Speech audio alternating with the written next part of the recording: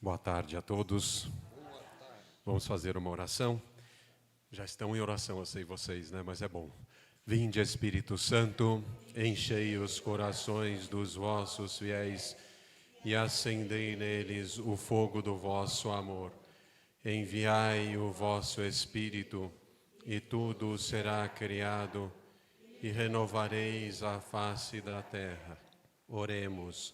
Ó Deus, que instruístes os corações dos vossos fiéis com a luz do Espírito Santo, fazei que apreciemos retamente todas as coisas, segundo o mesmo Espírito, e gozemos sempre da sua consolação.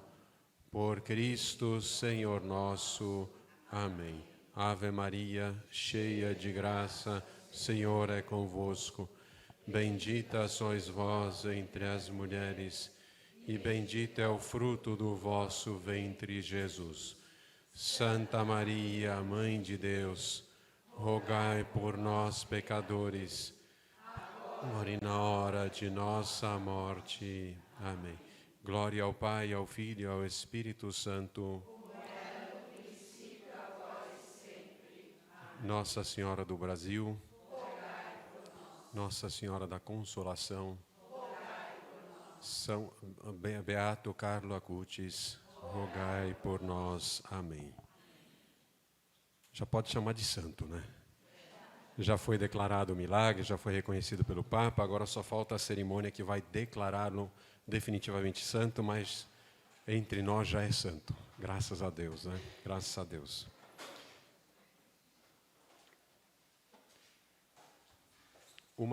Um dos atributos de Deus chama-se onipotência divina.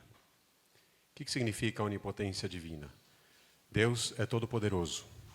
Ele faz tudo. Ele fez tudo, do nada. É onipotência divina. E quando vem e falamos de onipotência, acho que a primeira ideia que vem à nossa mente são os grandes prodígios de Deus. Exatamente isso, a criação do nada, Deus cria. O mar que se abre, Jesus que levanta um paralítico. Pensamos nessas coisas grandiosas, essas coisas maravilhosas, que chamam a atenção, que saem do natural. Pensamos nisso. Mas esquecemos muitas vezes que a onipotência ela se manifesta também nas pequenas coisas e no simples. Eu te batizo em nome do Pai, do Filho e do Espírito Santo. Eu te absolvo de todos os teus pecados. Em nome do Pai, do Filho e do Espírito Santo. Impressionante ver uma pessoa que entra no desespero para uma boa confissão, com choro, com tristeza, com amargura, com morte, e sai com um belo sorriso no rosto. O que é isso? Senão manifestação da onipotência divina. Eu te recebo por minha esposa, eu te recebo por meu esposo. Ali está a ação de Deus. Eu te recebo esta unção. Mas a principal delas. Tomai e bebei, tomai e comei. Que maravilha a onipotência de Deus que se manifesta também nas coisas simples do nosso dia a dia, de uma maneira tão silenciosa, tão sorrateira, mas tão verdadeira e tão poderosa. O sacramento dos sacramentos, todos os sacramentos são o sobrenatural de Deus agindo em nós. Nós estamos chamados como cristãos a viver imersos nesse sobrenatural de Deus.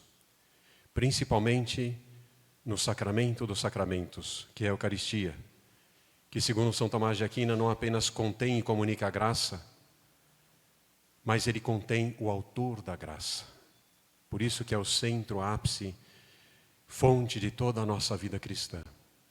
Que maravilha é falar da Eucaristia. Que maravilha é poder viver a Eucaristia. Que maravilha é poder eucaristizar a nossa vida, é isso que estamos chamados a fazer. E se a gente bem pensar, a Eucaristia não era necessária para a obra de salvação. Não era necessária.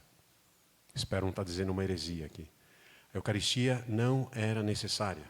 Tecnicamente falando, Cristo nos alcançou a graça de salvação morrendo na cruz. Ponto. Nos dá essa graça plenamente através do batismo. E ali receberíamos tudo, e recebemos tudo. Então, tecnicamente falando, dentro do plano de salvação, a Eucaristia não era necessária. E devemos, portanto, encontrar as razões pelas quais Deus quis encontrar e a maneira, de alguma maneira, de ficar conosco, de expressar ainda mais seu amor. E é maravilhoso descobrir as razões pelas quais Deus quis ficar na Eucaristia e quis instituir o sacramento da Eucaristia, o sacramento da nova e eterna aliança. Onde vamos descobrir as razões pelas quais Deus criou a Santíssima Eucaristia? Nós temos que entrar no coração de Deus e perceber ali o desejo que Ele tinha, a tal ponto que o levou a essa loucura da Eucaristia. Essa onipotência de Deus, ela se manifesta nesse milagre da transubstanciação. Simplesmente a epiclésia ali, eu sempre confundo, né, espanhol e português. A epiclésia ali, tomai e comei, tomai e bebei. Deus obedece ao homem, olha que loucura. A voz do sacerdote. Quantas coisas acontecem, e reflexões a gente pode tirar simplesmente dessas palavras da consagração. Deus, na sua humildade, também na sua onipotência, mas também na sua humildade, Ele se faz pequeno e obedece à voz de um sacerdote. O poder da palavra de Deus, que transforma, quantas reflexões, né? Transforma aquilo lá de uma realidade para outra, literalmente.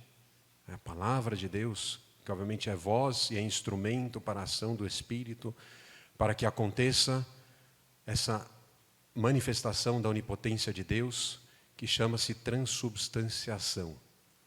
Aquilo que era pão, torna-se verdadeiramente carne.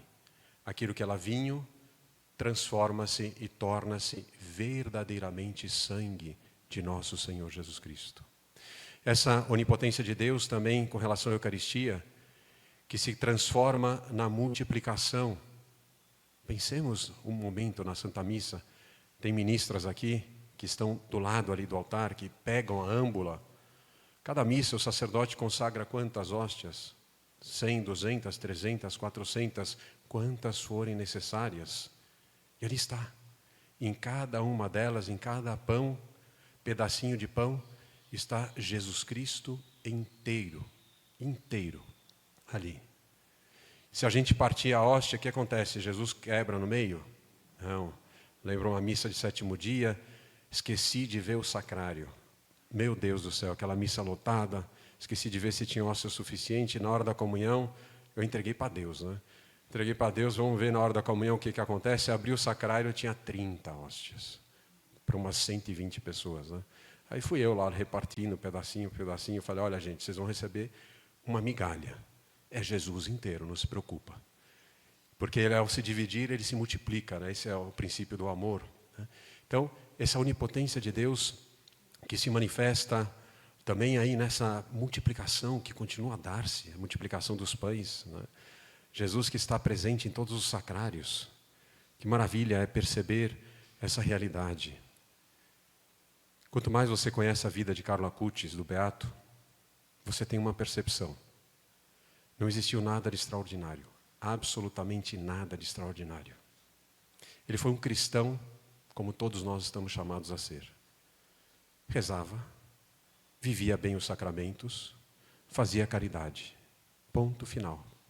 Mais nada. Esse é o caminho de santidade que Carlo Acutis nos propõe. Tão simples quanto isso, com uma diferença abismal. Desse ordinário, ele fazia tudo extraordinário. Dia da primeira Eucaristia dele, 7 anos de idade. Permissão especial do bispo, porque ele não podia fazer nessa idade, que percebeu, sim, graças a Deus, com bom senso, a perspicácia e a maturidade daquele garoto.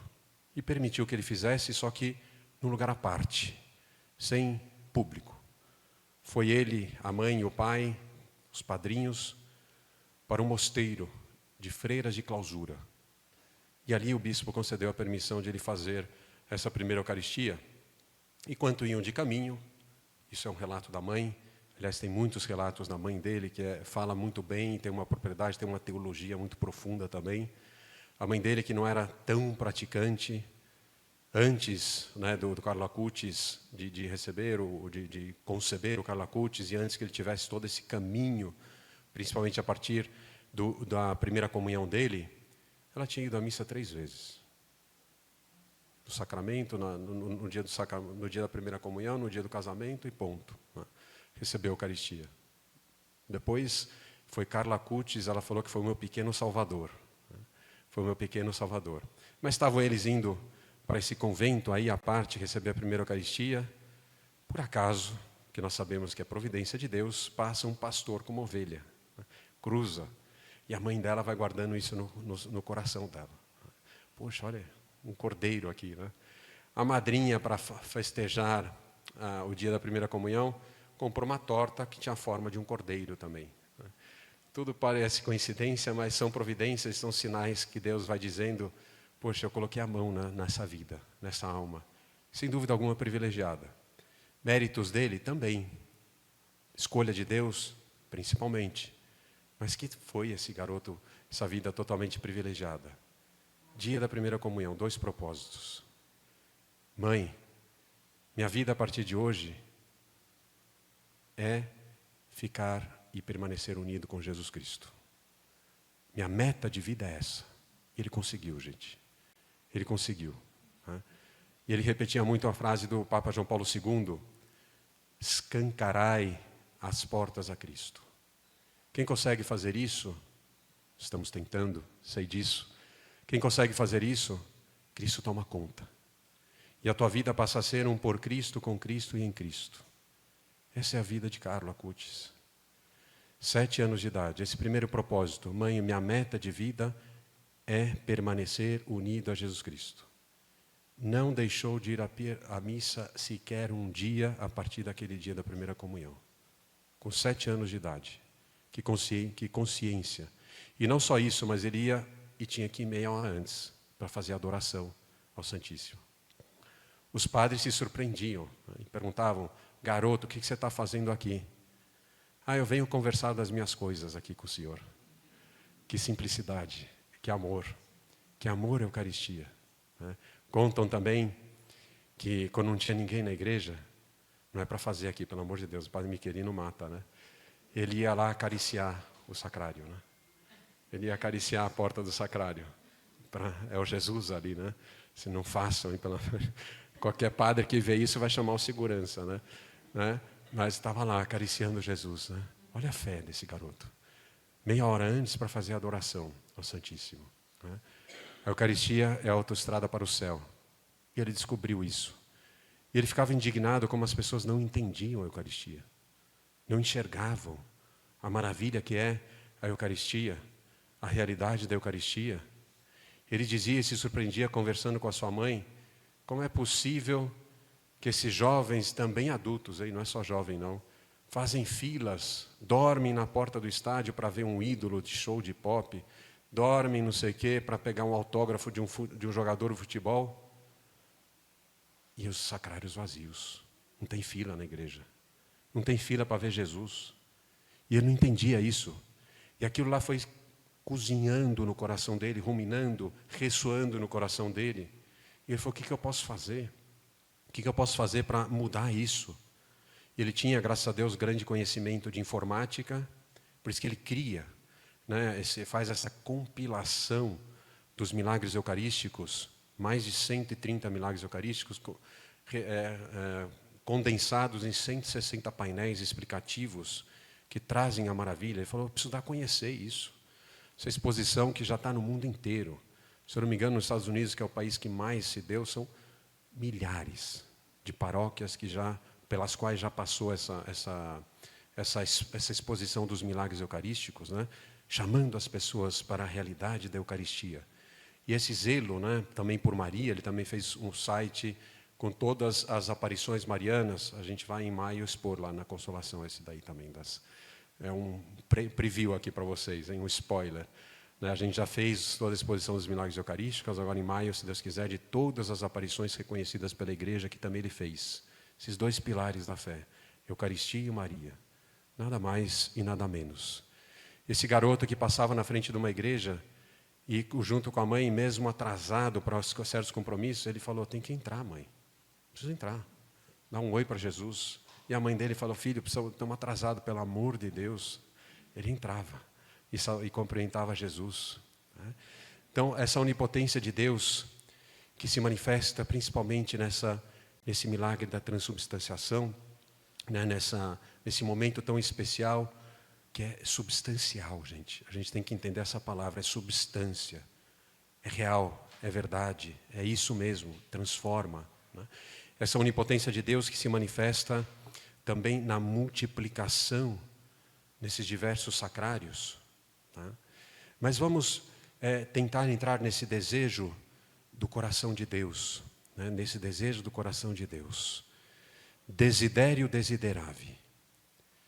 Esse é o título de um documento que o Papa Francisco recentemente publicou, que fala justamente sobre a liturgia, especialmente a celebração da Santa Missa.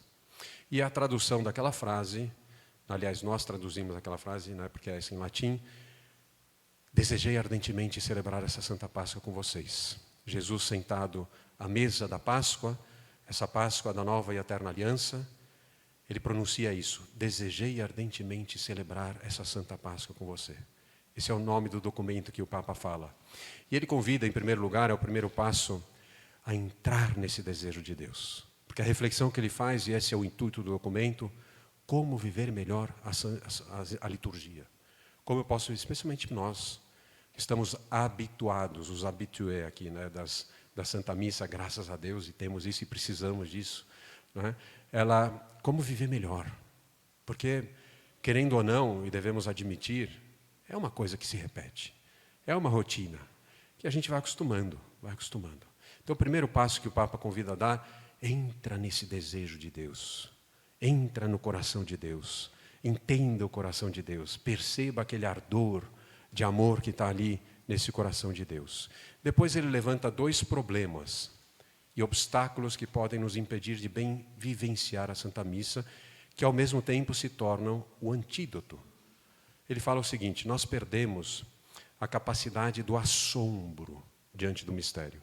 Assombro no sentido de maravilhar-se, não de se assustar, né? De se maravilhar diante do mistério de Deus, especialmente do mistério eucarístico, que se celebra ali, na Santa Missa, memorial da morte e ressurreição, paixão, morte e ressurreição de nosso Senhor Jesus Cristo e ascensão ao céu.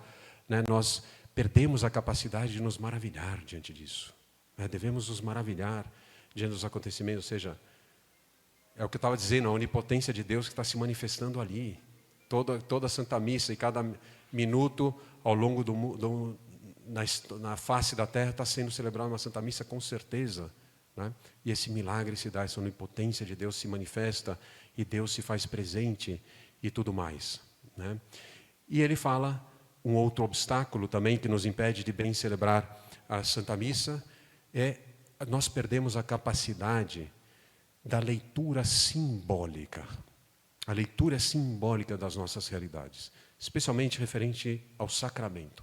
O sacramento é feito de sinais e símbolos, que obviamente vêm de uma realidade, elas nos remetem a outra.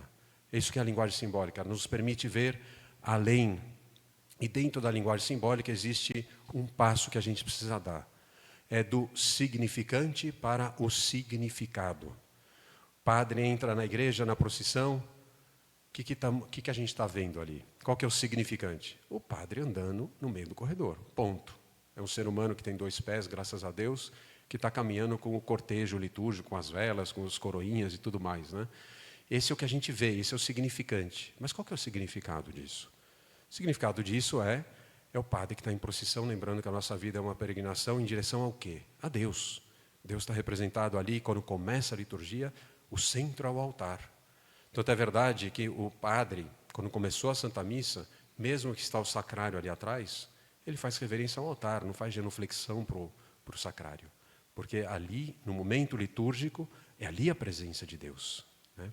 É ali a presença de Deus. Então, o significante é caminhar. O significado é essa peregrinação em direção a Deus. E assim por diante, todos os gestos, né? Os gestos do que os padres fazem, tem um símbolo, é uma linguagem simbólica que nos permite ver.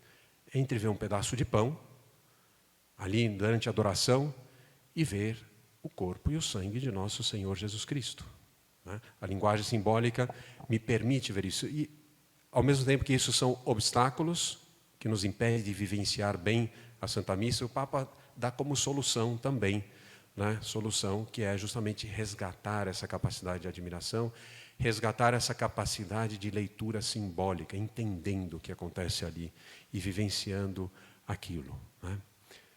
Tomai e comei, isto é o meu corpo, que será entregue por vós. Tomai e bebei, este é o cálice do meu sangue, sangue da nova e eterna aliança, que será derramado por vós e por todos para a remissão dos pecados. Fazei isto em memória de mim. Que desejo tem atrás dessas palavras? Que desejo de Deus tem atrás dessas palavras? O desejo de uma presença. Desejo de uma presença. Uma presença qualquer? Certamente que não. É o desejo de uma presença que é o Todo-Poderoso, Onipotente. 1906, Tumaco, uma ilha no meio do Pacífico. Alarme de tsunami. A ilha ia ser dizimada. O que a população faz muito sabiamente? O sacerdote toca o sino da igreja, expõe o Santíssimo, todo mundo em adoração eucarística. E aquela onda vem. E era visual já, aquela onda. O padre pega a custódia, sai andando em direção à praia. Abençoa o mar e o remanso. Onipotência de Deus. Santa Clara de Assis.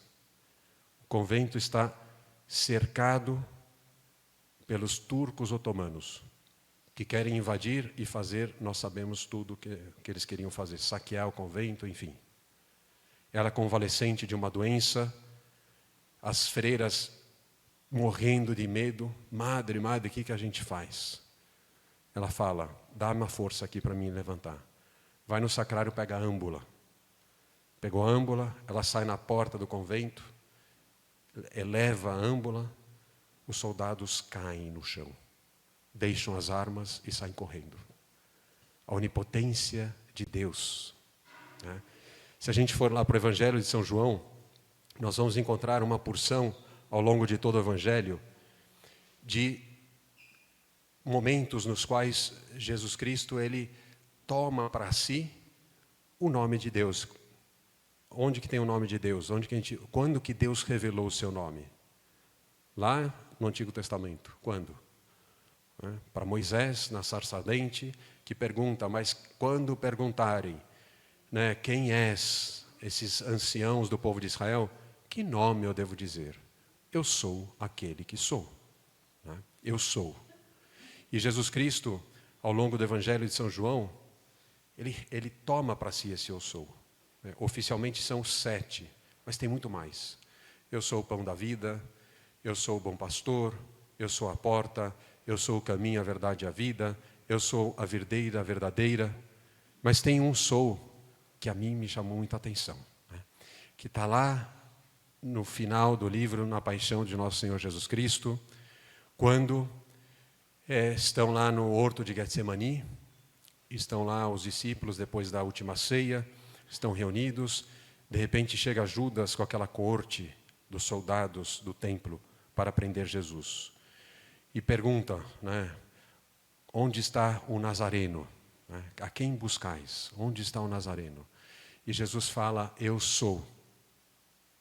Nesse momento, é impressionante ver lá, depois vão lá para o Evangelho de São João, 2 vezes.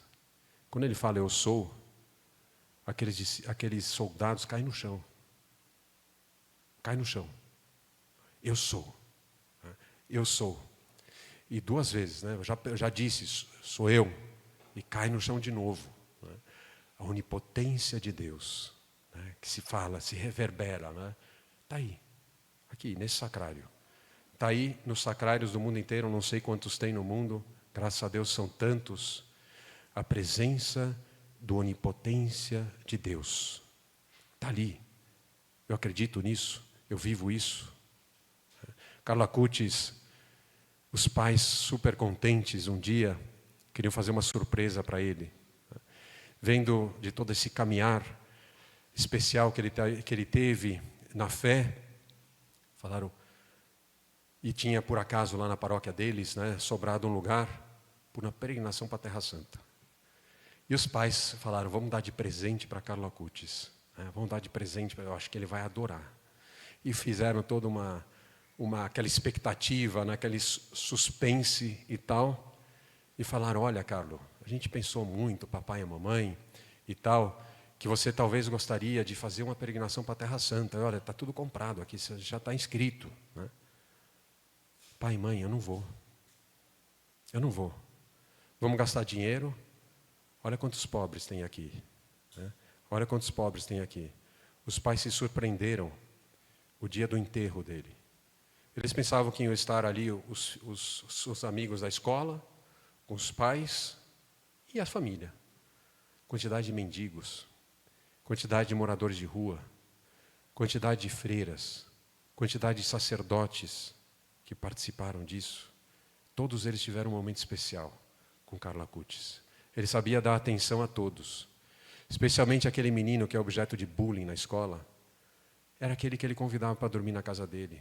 É aquele que ele ajudava nos estudos. É aquele que ele acompanhava. Falava, olha, vamos, eu te ensino. Simples. Santidade, gente, é isso. Então, ele falou, não vou, pai e mãe, não vou para a Terra Santa. Eu não quero ir onde Jesus esteve. Eu quero ir onde Jesus está. Jerusalém está aqui na porta de casa. Está nas 300 igrejas da cidade de Milão, eles viviam em Milão. Não preciso ir para a Terra Santa, não precisamos gastar dinheiro. A mãe implorando para ele comprar outro tênis. Não quero, não preciso, mãe. Dá por dinheiro para os pobres. Disseram que a mãe dele disse que ele montou uma pequena Caritas em casa. Ele fazia lá as marmitas dele, para todos os seus caminhantes de estrada. Né? E depois, então, dessa primeira Eucaristia, né, que 7 anos de idade, ele ia à missa todos os dias, obviamente pai e mãe trabalhando, aquela rotina que também é nossa. E eles, obviamente, alguém tinha que acompanhar o Carlo Acutis para a Santa Missa todos os dias. Tinha um empregado lá em casa, que era um hindu, de crasta brahman, sacerdotal, convencido. Ele falou, tudo bem, eu vou obedecer aqui à patroa, né? E foi acompanhando o Carlo Acutis. E de caminho falava da presença real de Jesus, não falava a presença real. É ele que conta que ele acariciava o sacrário, né? Esse empregado da família deles. Acho que é Raji o nome deles, né? O nome dessa pessoa. E vai, caminho vai, caminho vem, todos os dias, falando de Cristo, falando da presença real. Essa pessoa pede o batismo, gente. Essa pessoa pede a crisma. Essa pessoa quer fazer a primeira comunhão. E ele dá o testemunho chorando da conversão que ele teve. Fala, nossa, o que eu descobri, esse Deus vivo que está no meio de nós. Né? Ele dá esse testemunho maravilhoso. Só falando da presença real de nosso Senhor Jesus Cristo, né? Que está ali verdadeiramente. E também não só falando, mas o testemunho, ficar ajoelhado ali meia hora antes da missa, ficar depois ali para agradecer, quando estava de férias, eram horas, hein, gente? Ficava ali o Carlo Acutis na frente do sacrário. Né? Nada mais e nada menos do que isso. Então, a presença, que presença que é? A presença do onipotente, da onipotência de Deus. É uma presença também que alimenta. A Eucaristia é alimento para a nossa alma. Ana Catarina Emmerich, que nós já escutamos falar, ela viveu somente da Eucaristia por mais de não sei quantos anos, gente. Foram muitos anos. Somente da Eucaristia. E quantas outras místicas que tiveram também essa experiência. Né? Essa experiência da Eucaristia que é alimento para a nossa alma. É uma presença que cura. Cura. Léo Schweiger, um monge, sofria de uma enfermidade, degenerativa, que o ia tornar paralítico, estava quase chegando, e ele decide fazer uma peregrinação a Lourdes. E como algum de vocês já conhece talvez Lourdes, tem obviamente as igrejas de cima, né, tem a gruta, onde tem também o altar, onde se celebra a missa, mas tem a igreja que é subterrânea dos enfermos. E ali todos os dias tem a missa dos enfermos. E a peculiaridade dessa missa é que no final da missa eles expõem o Santíssimo e o Santíssimo passeia no meio do povo. Passa do lado desse monge, levanta, na hora, curado. Quantos milagres em Lourdes com a passagem do Santíssimo Sacramento, que levanta, que cura. São freiras, são leigos, que curam de enfermidades de todo tipo, paralisias, enfermidades degenerativas, enfermidades de órgãos, são curados quando passa Jesus. É uma presença que cura. Né? Olha a realidade, né, da Eucaristia. Mas é a presença, né? Isso daqui a gente tem que ajoelhar, gente, diante da Eucaristia. Não pode ficar indiferente. Né? Lá, confesso para vocês, hein, gente? Uma confissão aqui. Eu só instituí o ajoelhar na Eucaristia esse ano, lá na Consolação. Até então, a gente dava na mão, a quem quisesse ajoelhar no chão, ajoelhava. Né? O que me levou a fazer isso? A fé do povo. Eu percebia, 50%, 60% da Assembleia está se ajoelhando para receber a Eucaristia. Falei, meu Deus, eu tenho que oferecer isso. A gente colocou o genuflexório agora, a pessoa pode escolher, mas estão lá se ajoelhando na frente. O anjo da paz se aparece para os pastorzinhos de Fátima, dando Eucaristia. Eles falam, gente, de joelhos, de joelhos. Domingo agora veio na missa uma pessoa que não é daqui, ele era do Paraná, que estava de passagem aqui em São Paulo. E depois da missa ele veio com as lágrimas nos olhos, falando o seguinte, padre, confesso uma coisa para o senhor. Eu vim para essa igreja sem conhecê-la, com grande receio. Eu estou acostumado a receber a comunhão de joelhos. E o grande receio de que eu não poderia me ajoelhar para receber a Eucaristia. E qual foi a minha alegria quando eu pude me ajoelhar? Porque eu já recebi negativas de padres que me deixam e me mandam levantar. Contra a minha vontade, contra a minha fé, contra a minha devoção, contra a minha acreditar em Jesus. E eu vim com muito receio e com lágrimas nos olhos, gente. Olha a fé do povo, olha a fé de vocês, olha a fé nossa, eu também sou povo de Deus, né? A fé na Eucaristia, que se manifesta também assim. Né? Presença do que, gente, ali? É a presença, qual que é o centro da pessoa? O centro da pessoa, biblicamente falando, teologicamente falando. Coração. Né? 2018, 2013, ambos na Polônia, 1996, isso foram 3 anos seguidos na mesma paróquia em Buenos Aires, Lanciano, aquela carne, aquele pedaço se transforma em carne.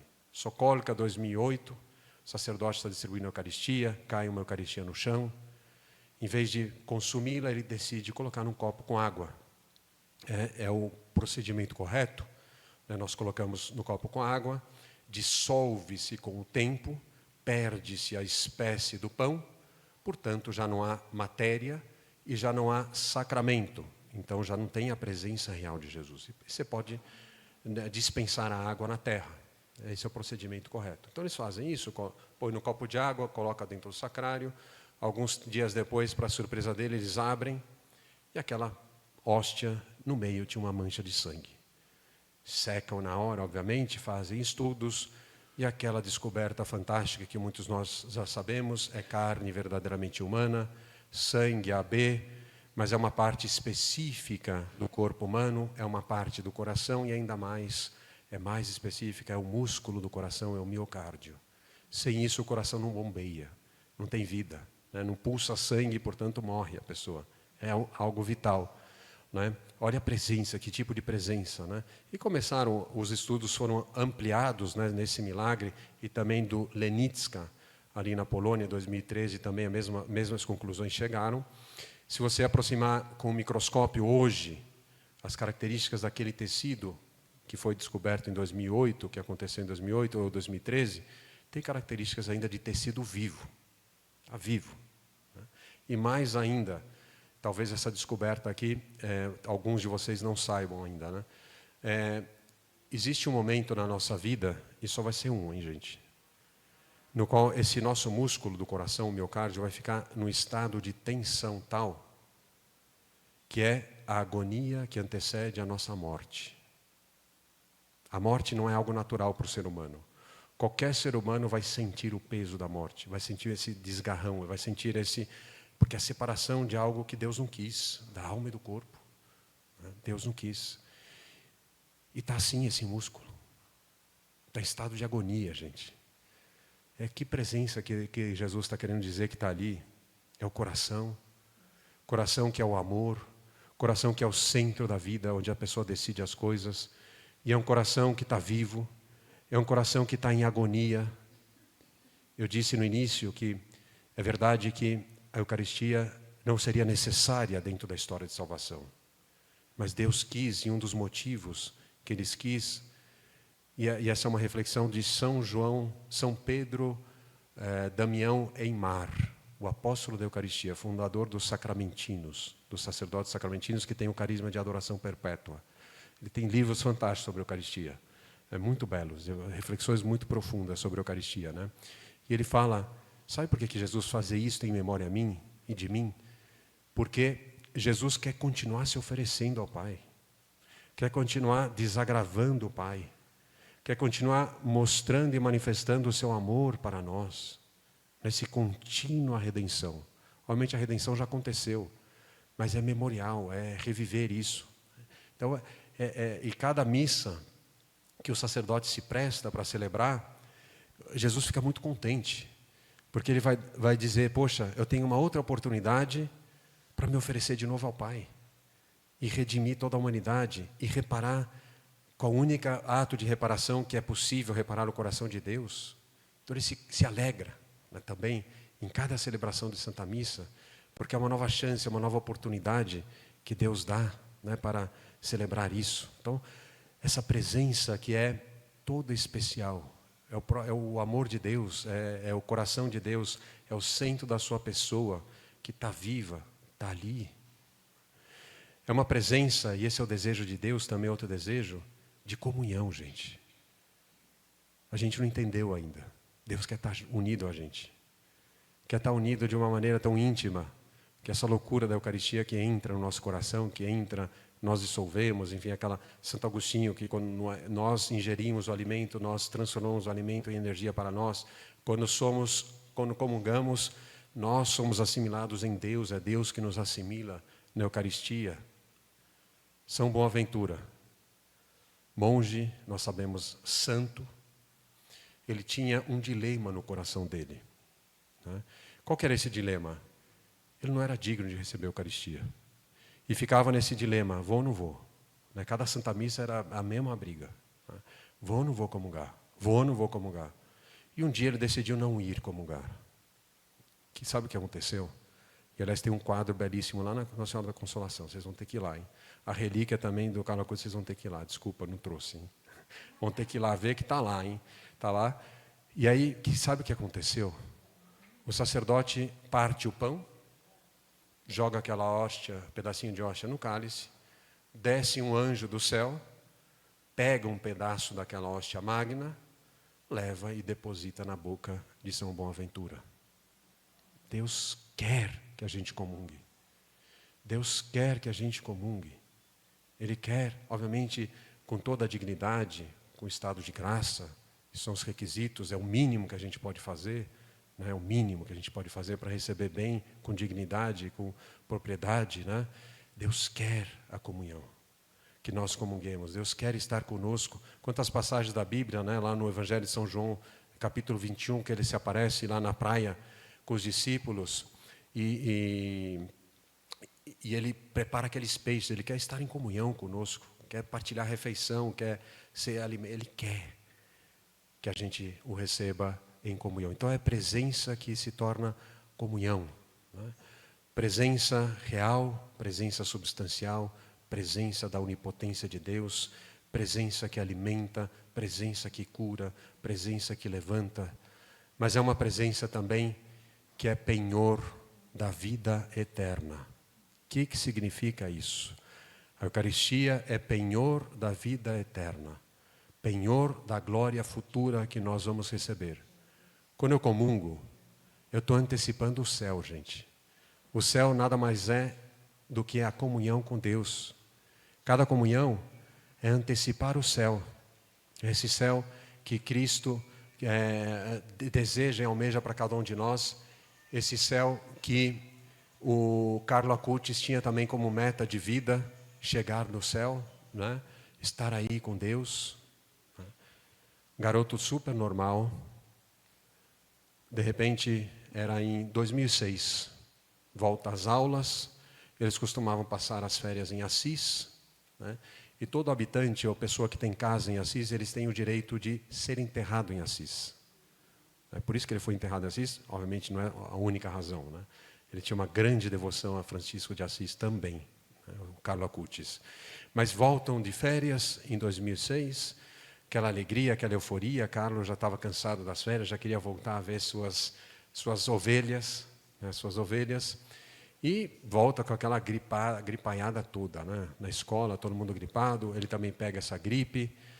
E essa gripe não passa, dão aspirina para ele, dão tudo. Até um ponto que chega um dia que ele não consegue mais levantar da cama. Não tinha força.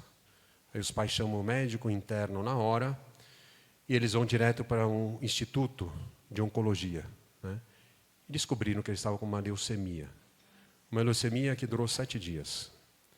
E ele, durante já em casa, ainda em casa, antes de chegar no hospital, ele falou: mãe, pai, um dia ele chamou os pais, ele era de um espírito, um grande humorista, o Carlo Acutis. Tem fotos dele com os primos na gargalhada, e ele fazendo alguma peripécia ali, né? Era um garoto muito alegre, muito livre. Sabe por quê? Porque ele estava bem consigo mesmo. Porque ele rezava. Porque ele encontrou Jesus, né?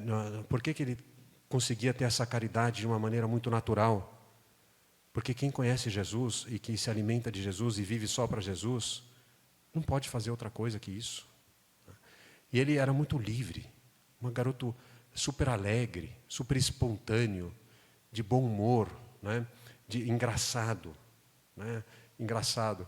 Então ele estava lá, doente já em casa, ele chamou os pais e falou: olha, eu ofereço tudo isso, toda essa doença, para o Papa, para a igreja, para evitar o purgatório e chegar direto ao céu.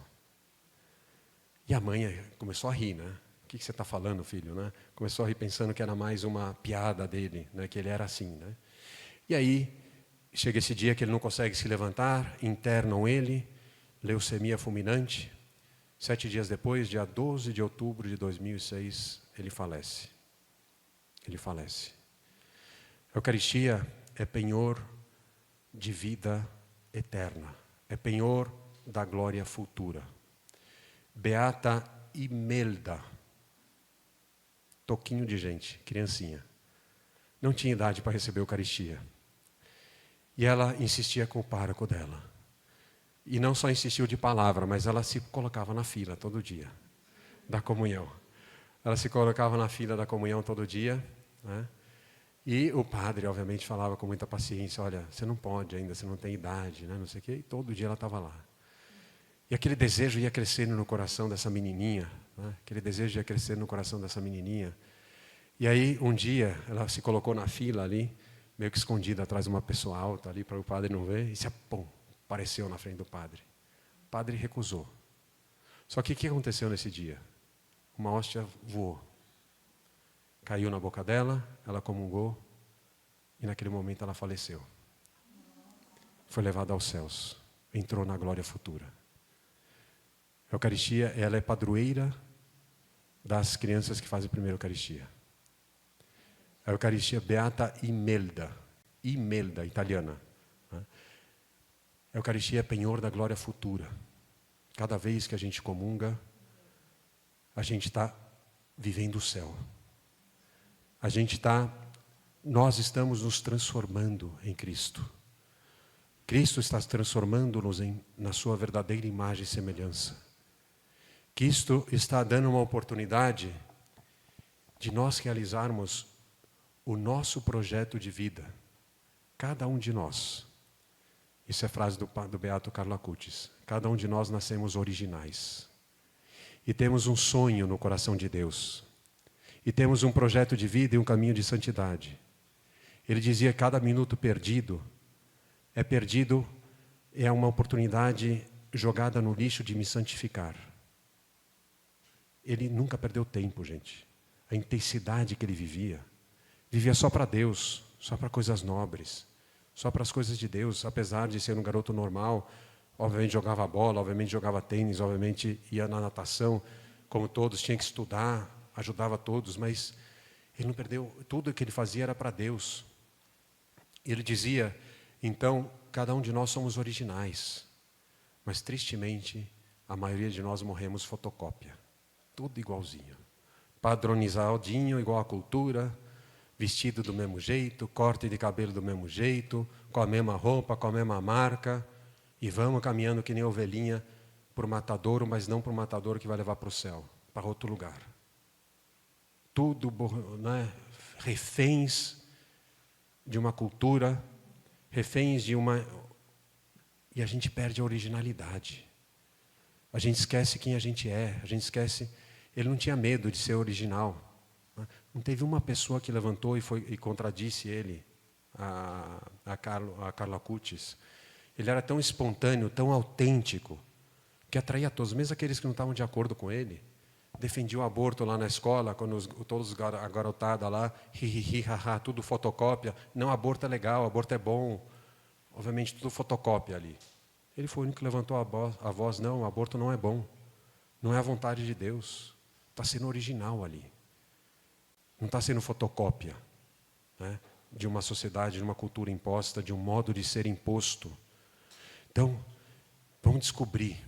Ele falava que a santidade não é se encher de coisas, é tirar muita coisa, tirar os nossos medos, tirar os nossos obstáculos que nós colocamos e não deixamos Deus agir em nós, não deixamos o Espírito Santo ser o grande artífice pelas nossas temeridades, pelos nossos traumas.